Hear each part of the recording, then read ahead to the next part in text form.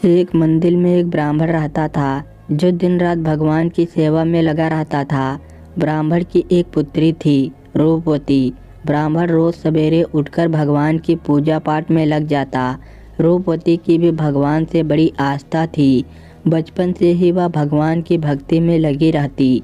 भगवान के लिए पुष्प व पूजन सामग्री एकत्रित करना उसी की जिम्मेदारी थी। समय के साथ साथ रूपवती बड़ी हुई। अब ब्राह्मण को रूपवती के विवाह की चिंता सताने लगी थी।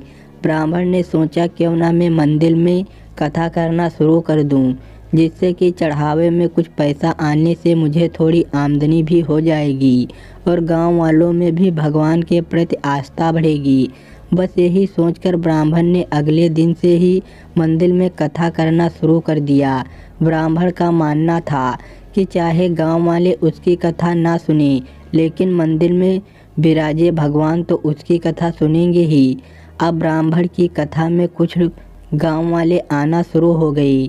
एक दिन गांव का ही एक कंजूस सेठ मंदिर में भगवान के दर्शन करने के लिए आया और दर्शन करने के बाद मंदिर की परिक्रमा करने लगा। तभी उसे मंदिर के अंदर कुछ आवाज़ें सुनाई दी। उसी मंदिर के पीछे की दीवार पर लगाकर सुना तो मंदिर के अंदर दो लोग एक दूसरे से बात कर रहे थे।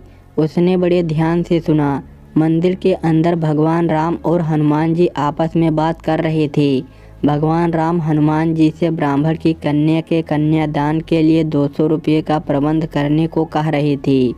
भगवान राम का आदेश पाकर हनुमान जी ने ब्राह्मण को 200 रुपये देने की बात भगवान राम को कही।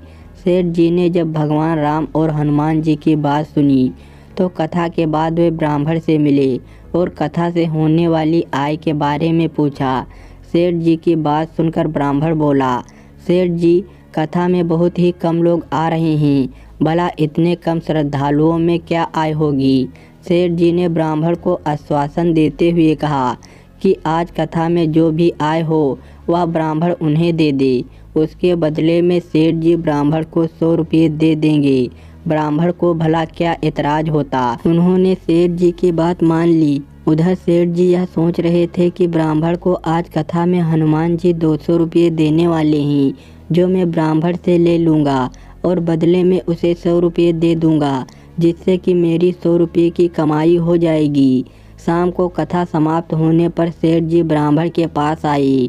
उन्हें यकीन था कि आज ब्राह्मण को 200 रुपये की आय हुई होगी।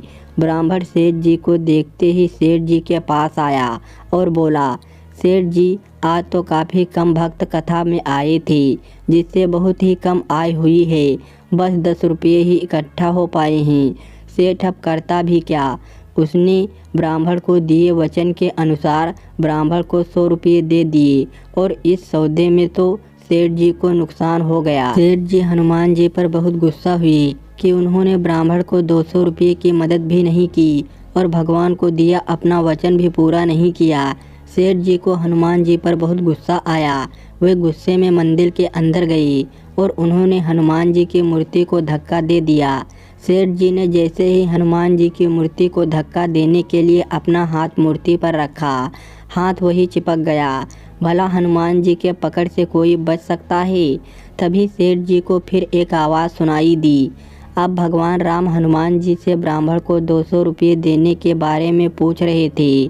भगवान राम का आदेश सुनकर हनुमान जी बोले, प्रभु, 100 रुपये की मदद तो हो गई है, बाकी बचे 100 रुपये के लिए सेठ जी को पकड़ के रखा है। जैसे ही वे 100 रुपये देंगे उनको छोड़ देंगे। सेठ जी ने जैसे ही भगवान राम और हनुमान जी के बीच की बात सुनी, उन्होंने सोचा, अगर गांव वालों ने देख लिया कि मैं हनुमान जी की मूर्ति को धक्का मार रहा था और हनुमान जी ने मुझे पकड़ लिया है, तो मेरी बहुत बदनामी होगी। बस फिर क्या था। सेठ जी ने ब्राह्मण को 100 रुपये देने का वादा किया। हनुमान जी ने सेठ की बात मानकर उसका हाथ छोड़ दिया और सेठ जी ने अपने वादे अनुसार ब्राह्मण को 100 रुपये दे दिए और सर पकड़कर चलते बने। साथियों, इसीलिए कहा गया है, ज़्यादा लोभ हमेशा हानिकारक होता है। सेठ को उसके लालच की सज़ा मिल गई और ब्राह्मण को उसकी भक्ति का फल। इसीलिए कहा गया है, जैसी करनी वैसी भरनी। कहानी अच्छी लगी हो दोस्तों तो लाइक और सब्सक्राइब करिए। धन्यवाद दोस्तों।